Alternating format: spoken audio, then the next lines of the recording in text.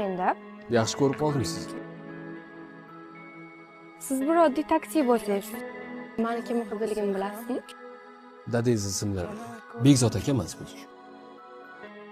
Kirib turib bitta so'raychi. 20 yil oldin kim bo'lib ishlagan ekan?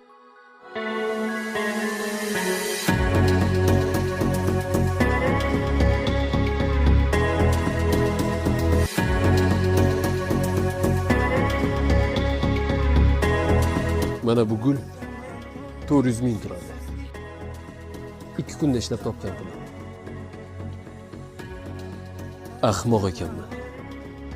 Shu gulni sizga berguncha onamga bersam bo'lmasmi? Narx qo'yilsa sevgingizga,